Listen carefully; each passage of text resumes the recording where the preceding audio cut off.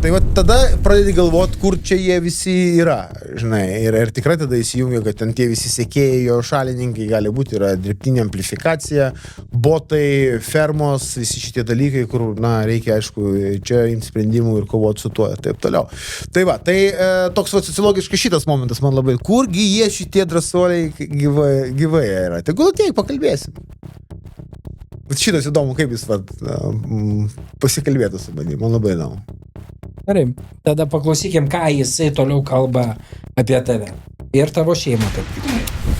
Kasčiūnai tu, žlobė, tu siūliai naikinti ir žudyti žmonės Lietuvos. Nelojalius, matomai nelojalius KGB organizacijai. Tai dabar nueik ir užversk savo žmoną, kaušėtų, ačkarikas. Akinius nuėmus akis sociktuvų išbadyti reikia. Ir liežuvį išraut. Ir dabar aš norėčiau visus pakviesti. Žudyti Kasčiūną. Kasčiūnas juk siūlydamas žudyti Lietuvos žmonės nieko blogo nedarė.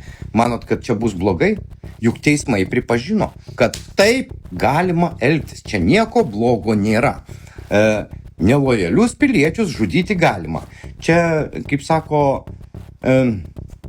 teisybė tik viena. 9 gramai švino į tarpuokį. Ir vat Kasčiūnui šita teisybė ir teisingumas turėtų būti pritaikyta.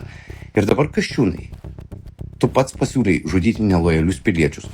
Tavo pačio nurodymais ir tavo šoblos nurodymais buvo išaiškinta teismų, jog tai teisinga ir galima daryti. Kas dabar nelojalus pilietis, tau pirštų parodyti tarp jų? Nokrušatu. Vat eik užversk savo žmoną, jeigu nesutinki su manim. Arba nusižudyk pats. Šiaip geriausias būtų variantas, jeigu žmoną užverstum ir pats nusižudytų. Ko čia žmona? Tai jie turi tą metodą, tiesą sakant, ir šiaip vyriška būtų. Jeigu jie dar turi tokią kažkokią sampratą.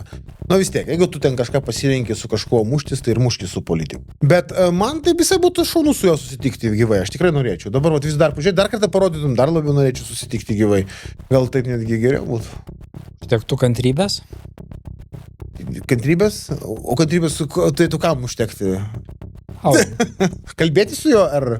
Maža ką gali išvirsti pokalbis. Tai nežinau, ten kantrybė nebūtų dominuojanti vertybė, man atrodo.